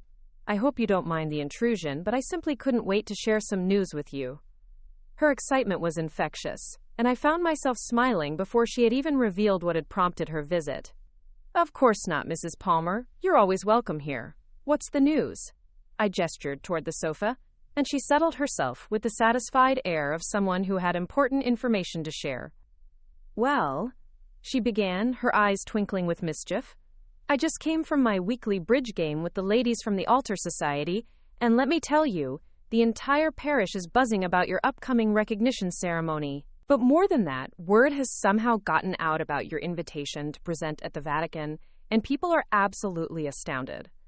She paused for dramatic effect, clearly enjoying her role as bearer of community gossip. "I'm not sure how that information became public," I said, feeling a flush of concern about privacy and professional discretion. "I only received the invitation this morning, and I haven't told anyone except Mark." Mrs. Palmer waved dismissively at my concern. "Oh, my dear, these things have a way of traveling through church networks faster than wildfire. I suspect Bishop Harrison mentioned something to Father Santos, who mentioned it to Mrs. Henderson, who mentioned it during the ladies' auxiliary meeting. You know how it is." Her explanation was probably accurate, and I realized that attempting to control information flow in a small parish was probably futile. "But here's the truly wonderful part," she continued, leaning forward with conspiratorial excitement. "The reaction has been universally positive. People are thrilled to discover that our little parish is home to such distinguished expertise. Mrs. Patterson from the choir said it was like finding out you had been hiding a celebrity in plain sight. And you should have seen Vanessa Morrison's face when she learned that the woman she had been so dismissive of was actually a Vatican consultant." The mention of Vanessa Morrison made my stomach tighten slightly. Vanessa was Patricia's bridge partner and the unofficial keeper of parish social hierarchies.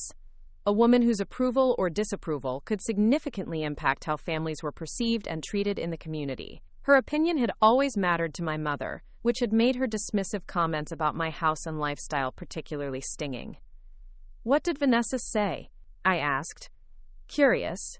Despite my better judgment about how this revelation was being received by someone who had been so openly critical of my family's place in the parish social order.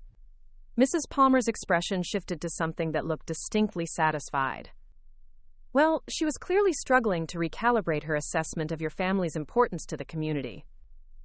She kept saying things like, I had no idea Sarah was so accomplished, and, quote, we should have been more welcoming to someone of her stature. It was quite educational to watch, actually. The image of Vanessa Morrison being forced to reassess her social calculations was admittedly gratifying, but it also highlighted something that had been bothering me about the recent wave of recognition and respect. People were treating me differently not because they had discovered my inherent worth as a person, but because external authorities had validated my professional achievements. The change in treatment was conditional on status rather than rooted in basic human dignity. Mrs. Palmer, I said carefully, I appreciate that people are excited about my work, but I hope they understand that recognition doesn't change who I am fundamentally. I was the same person 3 months ago when I was sitting in the Overflow room, as I am now with Vatican invitations. The distinction felt important to make, both for my own integrity and for the message it sent about how we value people in community. Her expression softened with understanding, and I was reminded of why her friendship had meant so much during those difficult months of family exile. My dear, she said gently, you're absolutely right, and it speaks well of your character that you're concerned about that. But I would argue that the recognition isn't changing who you are, it's revealing who you always were to people who hadn't been paying proper attention. Her perspective was both comforting and challenging, suggesting that the problem hadn't been with my worth, but with other people's ability to recognize it. The distinction felt important, a way of understanding recent changes that didn't require me to believe I had somehow become more valuable as a person.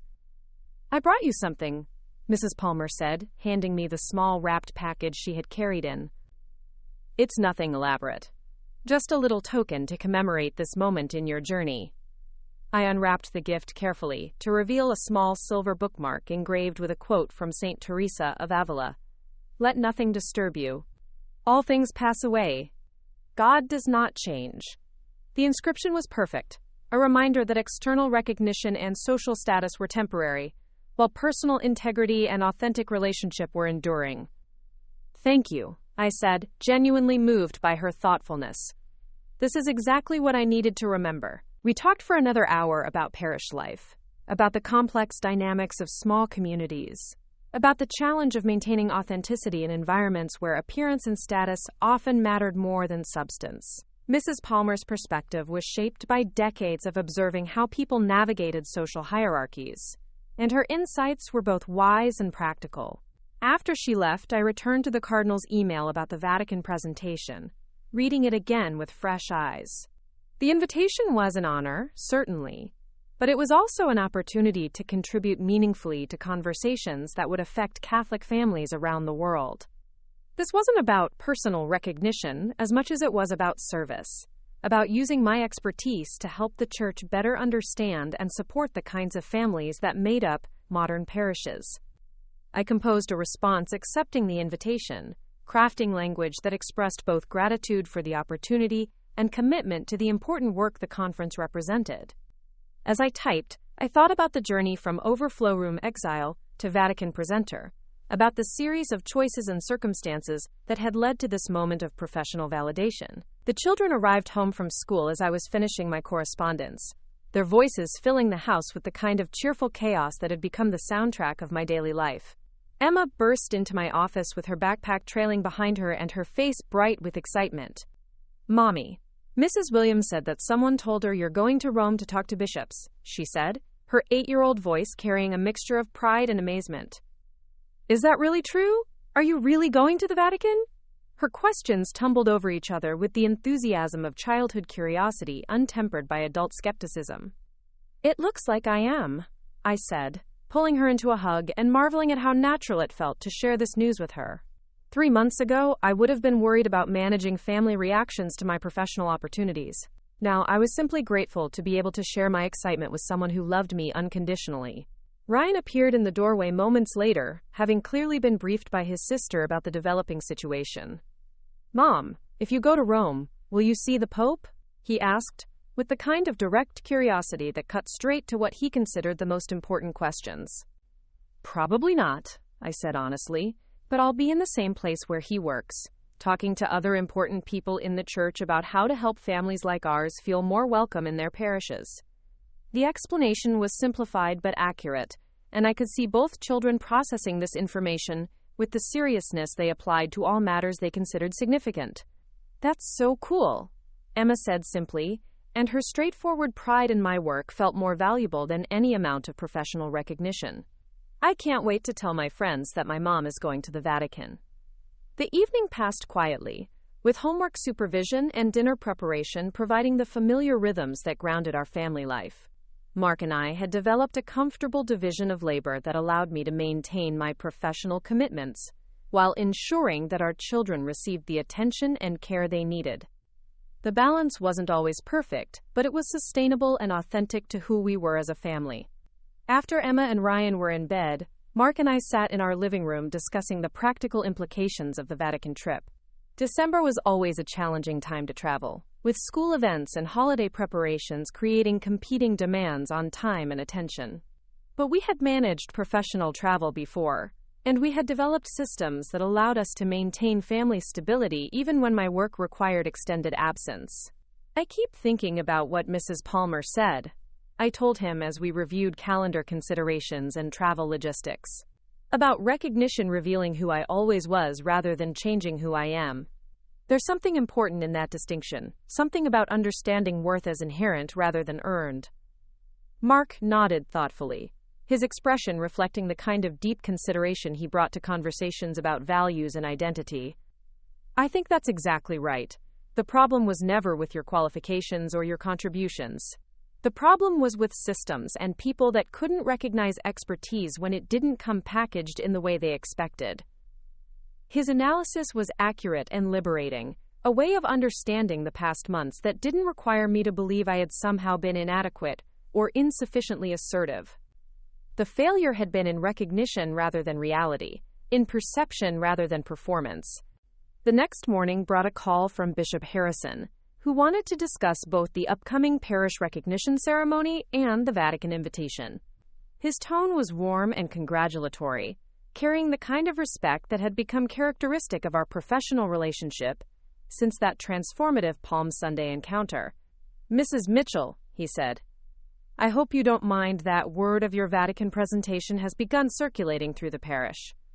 I may have mentioned it to Father Santos in the context of planning your recognition ceremony, and these things have a way of spreading in small communities." "I understand, Your Excellency," I replied. "Mrs. Palmer mentioned that people are talking about it. I hope the response has been positive." The question felt important to ask, given my ongoing concerns about how public recognition might affect my family's place in the parish community. "Overwhelmingly so," he assured me. "People are thrilled to learn that such distinguished expertise has been present in their parish all along. In fact, several families have expressed regret that they didn't know about your work earlier, suggesting that they would have sought your counsel on various family and faith matters." The idea that parish members might have benefited from my expertise but had been prevented from accessing it by social barriers and assumptions was both gratifying and sobering. How many opportunities for meaningful connection and service had been lost during the months when I was relegated to overflow rooms and treated as peripheral to parish life? "I'm grateful for the community's support," I said, "and I'm honored by the recognition ceremony you're planning, though I hope it won't be too elaborate. I prefer to be known for the work itself, rather than for personal accolades." Bishop Harrison chuckled at my concern. "Mrs. Mitchell, I think you'll find that the ceremony strikes exactly the right balance. It's designed to acknowledge your contributions while celebrating the broader message that expertise and service can be found in unexpected places within our communities."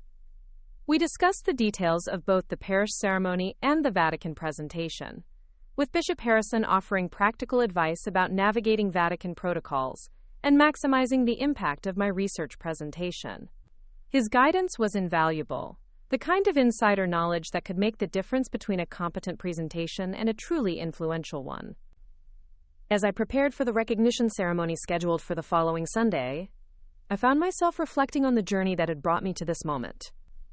The woman who had accepted Overflow room exile for 8 months had become someone whose expertise was sought by cardinals, and whose contributions were celebrated by bishops. But more importantly, she had become someone who knew her own worth and refused to accept diminishment as the price of belonging. Sunday morning arrived with the kind of autumn clarity that made everything feel significant and purposeful. The trees surrounding St. Mary's Cathedral had reached peak fall color, their golden and crimson leaves creating a backdrop that seemed appropriate for ceremony and celebration. As we prepared for church, I felt a mixture of anticipation and nervousness about the public recognition that awaited me. Emma chose her best dress for the occasion, announcing that she wanted to look special for her mother's important day. Ryan insisted on wearing his newest tie, explaining to anyone who would listen that his mom was going to be honored by the bishop. Their excitement was infectious and grounding, reminding me that this recognition was meaningful not just professionally but as a model for my children about self-worth and achievement. The cathedral was more crowded than usual, with what appeared to be perfect attendance from parish families who had heard about the ceremony and wanted to witness this unusual moment of local recognition. As we took our seats in the Chen family section, a privilege that still felt new and precious after months of exile, I noticed the increased attention and respectful nods from other parishioners. The service proceeded with its familiar liturgical rhythms until Father Santos reached the announcements portion of the program. Instead of the usual reminders about fundraising events and volunteer opportunities, he invited Bishop Harrison to address the congregation about a special recognition. The bishop approached the pulpit with the kind of measured dignity that commanded immediate attention from everyone present. His episcopal vestments caught the morning light streaming through the stained glass windows, and his presence seemed to fill the entire sanctuary with authority and purpose. "My dear brothers and sisters in Christ," he began, his voice carrying clearly throughout the cathedral, "it is my great privilege this morning to bring to your attention a remarkable example of service and expertise that has been present in your parish community all along, though perhaps not fully recognized until recently." The congregation seemed to hold its collective breath, sensing that something significant was about to be revealed. I felt my heart racing as Bishop Harrison continued his introduction, building toward a recognition that would permanently change how I was perceived and treated in this community. For more than 2 years, one of your fellow parishioners has been serving as a theological consultant to the Vatican, providing expertise on family ministry and pastoral care that has influenced church policy at the highest levels. Her research and insights have contributed to documents that guide bishops and priests around the world in their service to Catholic families.